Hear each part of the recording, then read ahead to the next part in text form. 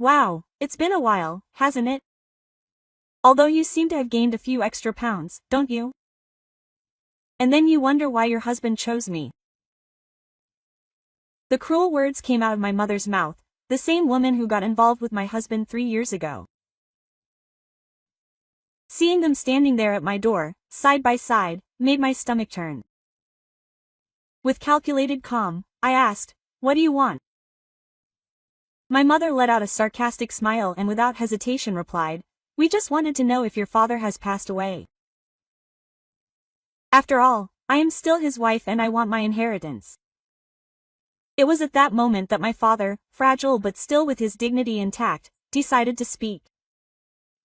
His calm words were like a dart to the target, and the reaction of those two traitors was immediate. Pure panic. They knew that this would change everything. Welcome to the Deserved Revenge channel. If you are enjoying this story, subscribe to the channel and like the video for future stories. My name is Catalina. I was an ordinary woman, with no special skills, a simple office worker. But there was something I had always been proud of since I was a little girl, my mother. She was young, beautiful, and we were often mistaken for sisters. That gave me a kind of secret pleasure. My parents had a big age difference, almost 20 years. My father, an elegant and charming man, had won my mother's heart, and she always said that age didn't matter. They got married, and shortly after, I was born. My father was a businessman who traveled a lot, leaving my mother and me alone for long periods of time. Our relationship was strong, almost like that of two friends. I grew very close to her and was filled with pride by her youth and beauty. When I finally grew up and got married, I left home to start a new life with Santiago. He had been my lifelong friend. We had known each other since kindergarten. Our families were close, and the friendship between us blossomed until one day in high school, when he confessed how he felt. He said he liked me, and for me it was like a dream come true. We became inseparable. Even when we went to different colleges, we stayed in close contact. I never felt insecure. Our love was solid, or at least I thought it was. Santiago was always very sociable, especially with my parents. He adored my mother's cooking and spent so much time at our house that it felt like family. Everything seemed perfect. It just was. Marrying Santiago was the fulfillment of a dream. There was no one else in the world I could have imagined spending the rest of my life with. He was my childhood friend, my confidant, and now my husband. When he got down on one knee and proposed, I felt my heart explode with happiness. I know the future can be scary, but I will always be by your side. Will you marry me? Those words stuck in my mind, and of course, I accepted without hesitation. We organized a simple ceremony with our closest friends and family, and it was a day full of blessings. Some friends even cried with joy, but interestingly enough, the one who cried the most was my mother. "Mom, are you crying like that too?" I asked half-jokingly. There was just something about her tears, something that didn't add up. She was crying intensely, and my father looked uncomfortable next to her. It seemed strange to me to be doing his daughter's wedding. The crying was exaggerated. And what made it even more disturbing was that it seemed like my mother wasn't looking at me while she was crying, but at Santiago. The wedding was beautiful, and shortly after, we began our life as newlyweds. We lived in an apartment near my parents' house. The mornings, although sometimes exhausting because of work, were sweet and full of complicity. Everything seemed to be going wonderfully. A few weeks after the ceremony, Santiago suggested, "How about we have dinner at your parents' house today? Your mother must be alone since your father is traveling." I missed his cooking too, so I called my mother right away. She answered quickly, as if she had been expecting the call. "How great that you're coming. Your father is out and it's so boring to have dinner alone. I will prepare Santiago's favorite dishes." I found it strange that she would mention his favorite dishes, but I ignored the feeling. We were married now, and she had known him forever. So that night we went out to dinner together. My mother greeted us with her usual warm hospitality. Santiago, as always, ate with gusto, calling her Beatriz, a nickname she herself had insisted he use. They had always gotten along well. After all, from then on, we had dinners at my parents' house frequently, especially when my father was away. Sometimes, when I was late for work, Santiago would go alone, and although this might seem strange, I never thought too much about it. He was my mother, he was my husband, everything was fine, or at least that's what I thought. Lately, Santiago had been acting strange. Glued to his cell phone all the time, he barely answered my questions. When he spoke, he did so with an indifference that deeply bothered me. He would laugh just looking at the screen, and that was starting to bother me. However, I avoided commenting. I didn't want to sound jealous or possessive. So I kept quiet until one night everything changed. After a long day at work, I was relaxing in the living room while Santiago went to take a shower. He left his cell phone on the table, as he always did. Suddenly, the device lit up with a notification. I looked without thinking and there was a message from my mother. The message said, "Let's play at being affectionate again tomorrow." At that moment I felt as if the ground disappeared beneath my feet. His name, the icon with my mother's photo. There was no mistake. I looked at the screen in society status. No, this must be some misunderstanding. This can't be happening. I tried to calm my mind, convincing myself that it was a mistake, but the discomfort stayed there, pricking at my conscience. 2 days passed and my work entered a more intense phase. I arrived home late, the house was dark. And Santiago was already asleep, but I couldn't get that message out of my head. Something was wrong and her phone was right there, within reach. My heart pounding, I grabbed the phone and unlocked it with ease. I had known the password since we were children. I opened the messages and there was my mother's name at the top of the conversation list.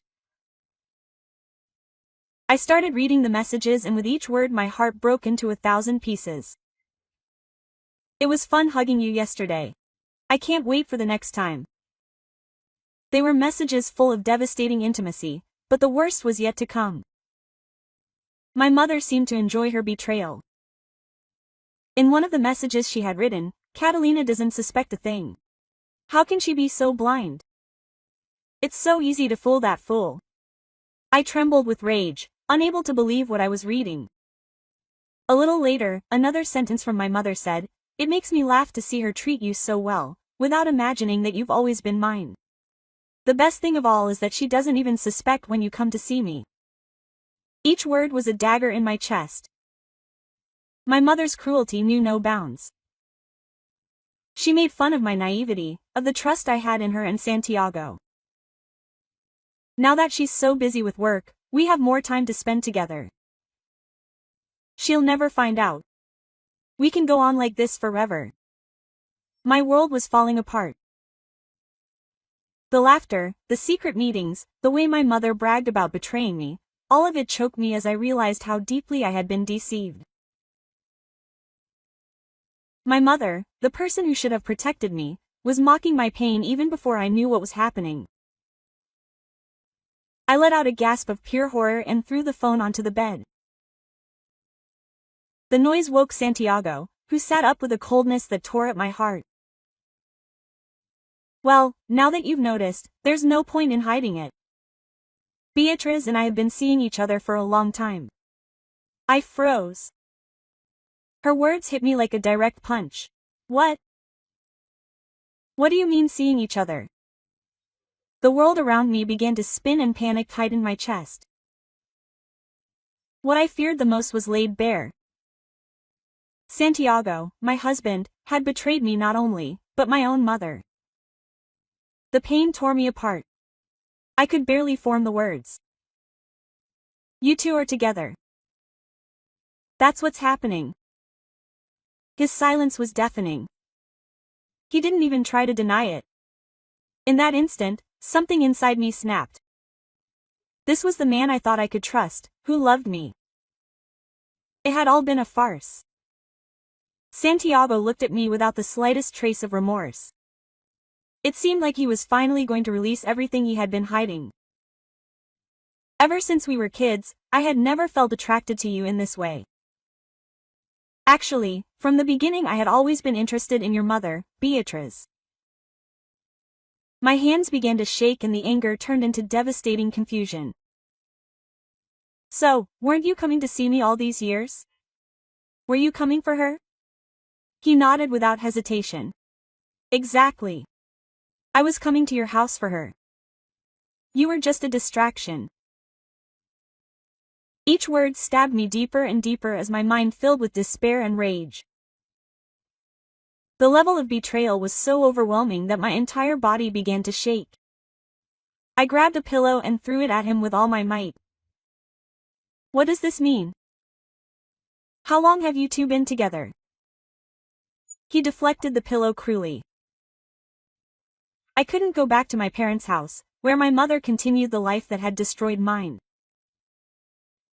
I went straight to a hotel, locking myself in a room, trying to process the extent of my pain.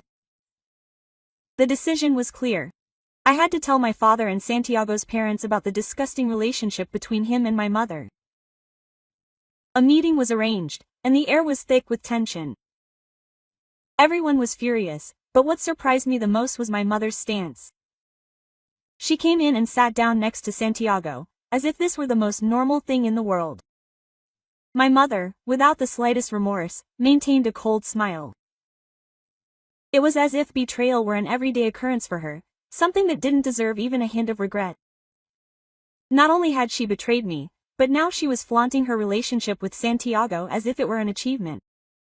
Santiago, with disturbing confidence, declared, "The one I want to make happy is Beatriz. From now on, I will live with her." My mother, without the slightest sign of shame, began to cry as if she were the victim. How could you do this to her, Santiago? You swore to make Catalina happy. Betraying like this will never bring you happiness, Santiago's mother said with a contorted face. But Santiago remained impassive.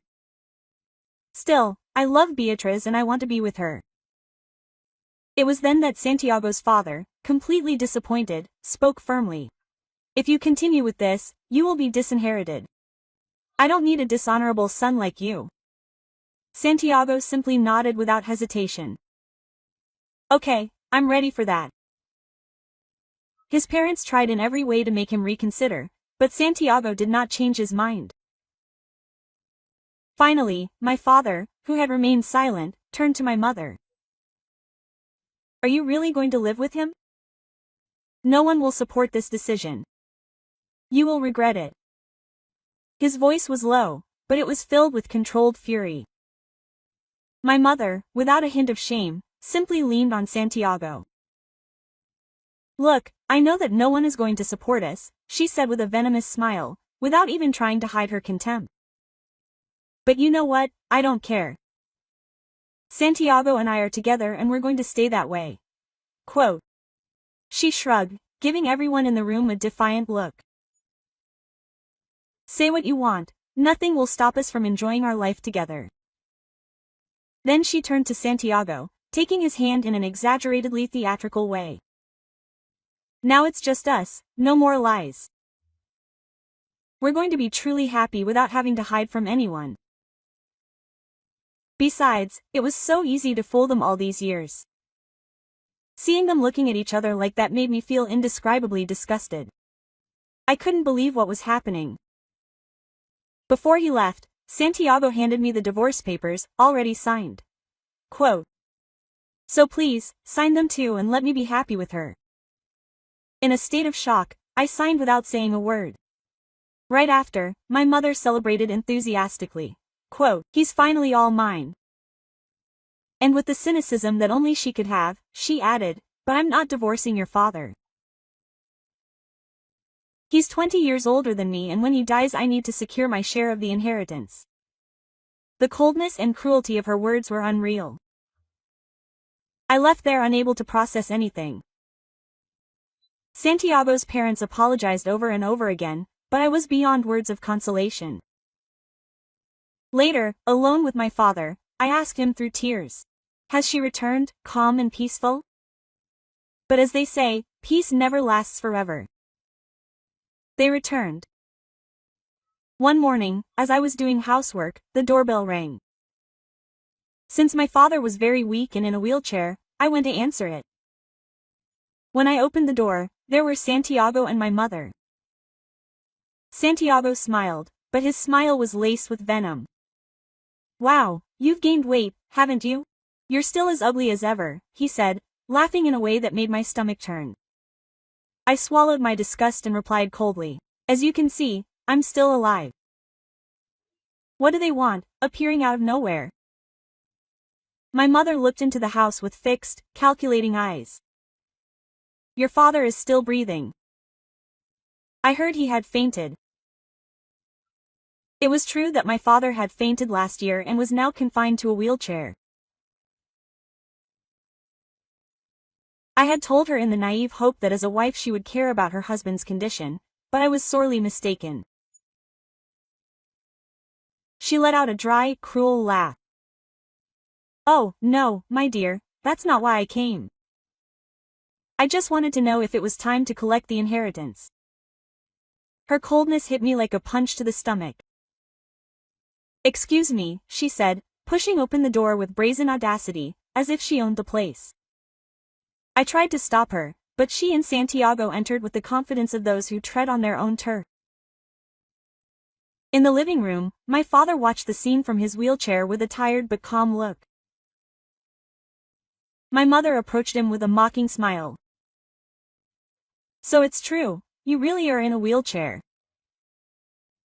And tell me, when do you finally plan to kick the bucket? My fury exploded.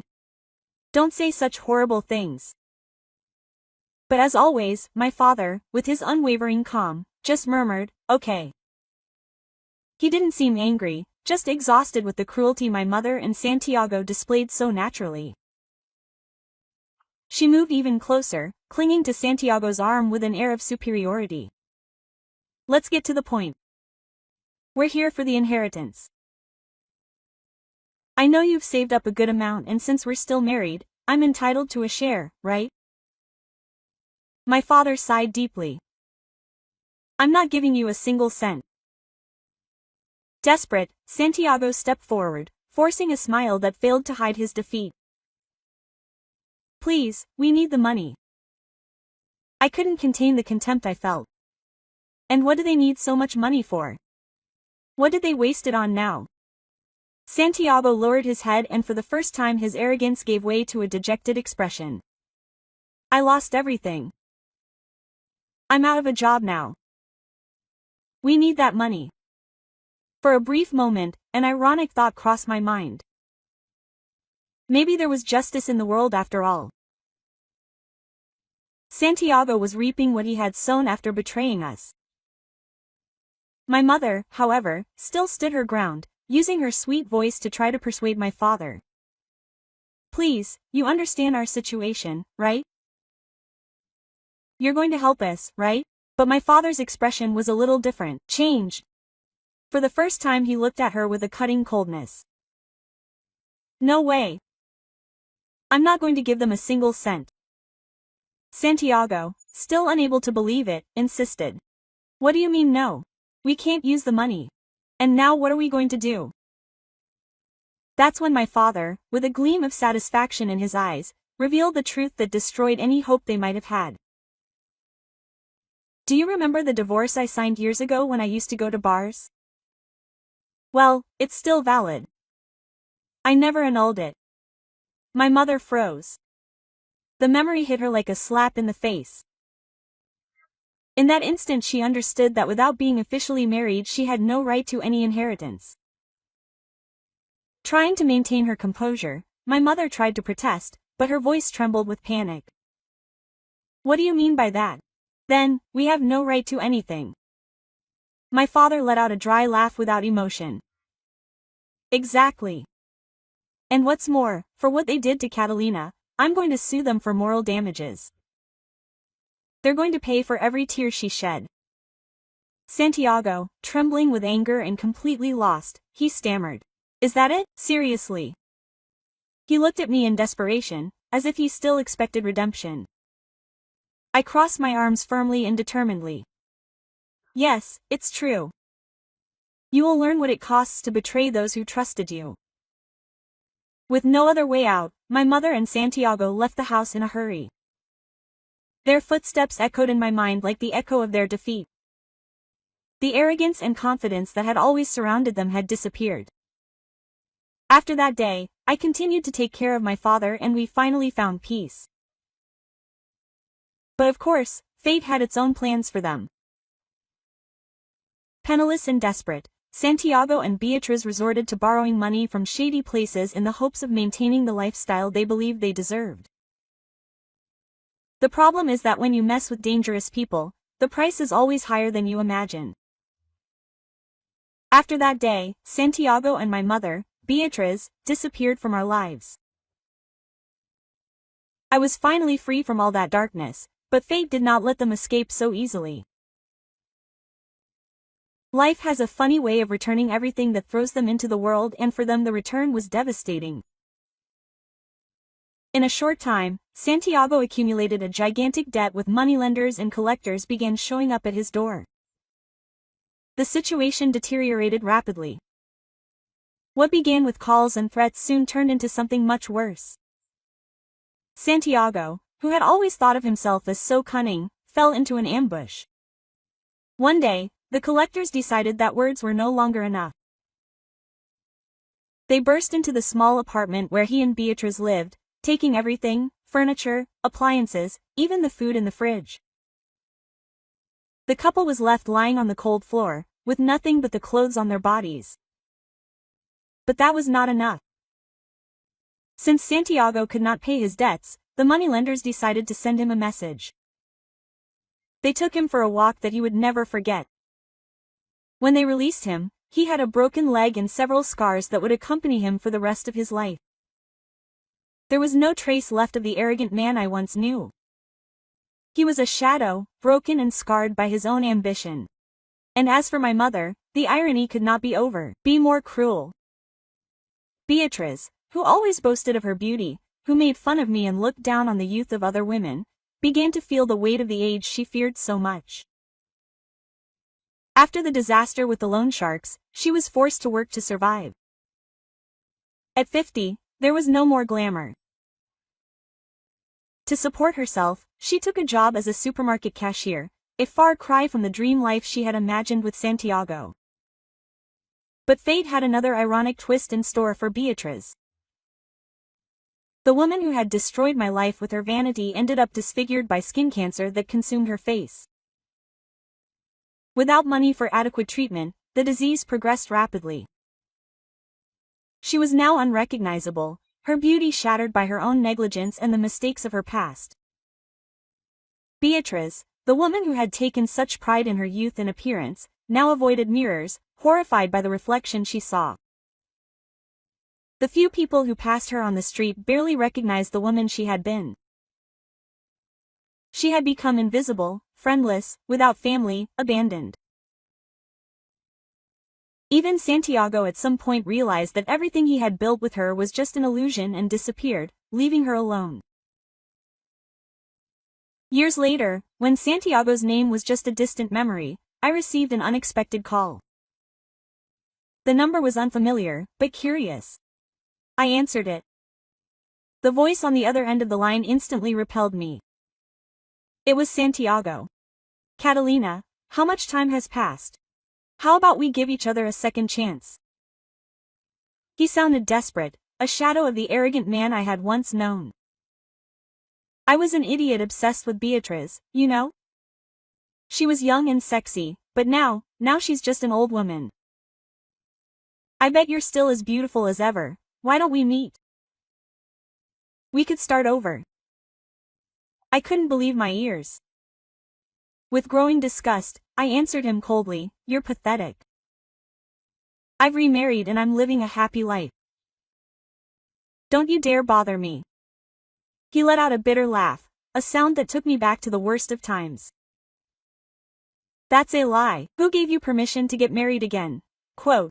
With no patience for his nonsense, I hung up and blocked his number. Finally, the last trace of that nightmare had been erased from my life. A year after divorcing Santiago, I met a wonderful man through a friend.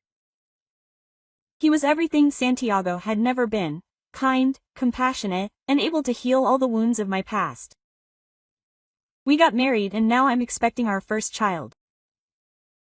I'm going to be a mother soon, and he agreed to live with my father, who is eager to become a grandfather. My life has finally found the balance I've been looking for. Now I just want to enjoy this peace and live each day with gratitude. Thank you for listening to the story so far. Now I'd love to know what you think. Leave your comment below, share your impressions and opinions, subscribe to the channel and like the video so you don't miss the next stories.